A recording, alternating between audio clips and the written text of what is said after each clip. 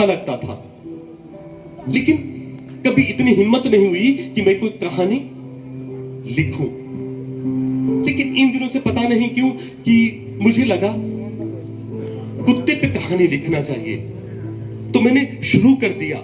और ये शांतिलाल जिन्होंने अभी कुत्ते को मारा था, वो शायद मुझे कुत्ता ही समझते हैं, इसलिए मुझे लगा कि नहीं, अब तो कहानी लिखना ही चाहिए।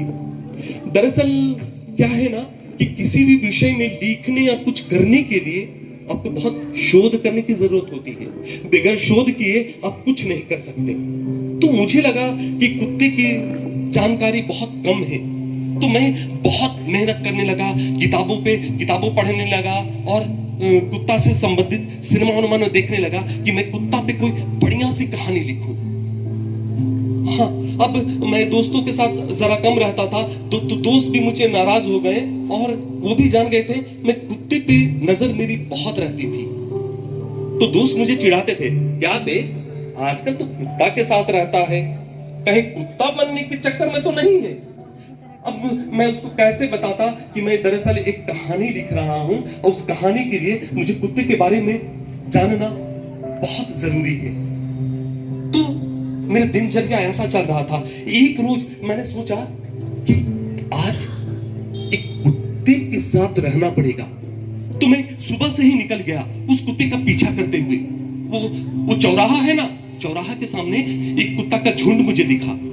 वो सारे कुत्ते मुझे देख के भाग गए, लेकिन एक कुत्ता था जो मुझसे पीछा करते हुए एक गुमटी के नीचे बैठ गया था।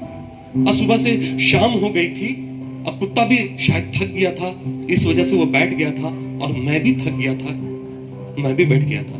मैं कुत्ते मुझे देख रहा था। शायद कुत्ता सोच रहा था ये आदमी कहीं कुत्ता बनने के चक्कर में तो नहीं है। रात कुछ ज्यादा हो गई थी और बिल्कुल अंधेरा छा गया था। तभी अचानक एक रोशनी मेरे चेहरे पे पड़ी। क्यों बे, इतनी रात गए इस कुत्ते के साथ क्या कर रहा? वो पुलिस वाला था। मैंने कहा सर, मैं दरअसल शोध कर रहा हूं। शोध कर रहा है इस कुत्ते के साथ? रुक जरा देखता हूं कि कुत्ता है या कुतिया, तब बताता हूं। लाठी ऐसी जगह घुसेड़ूंगा कि तुम्हारा शोध करना ही भूल जाएगा। साला कोई मिला नहीं तू जानवर के साथ? सर मैं सच बोल रहा हूं, मैं एक लेखक हूं। वैसे मैं सेल्समैन हूं, लेकिन लिखने की कोशिश कर रहा हूं, इसलिए मैं कुत्ते के साथ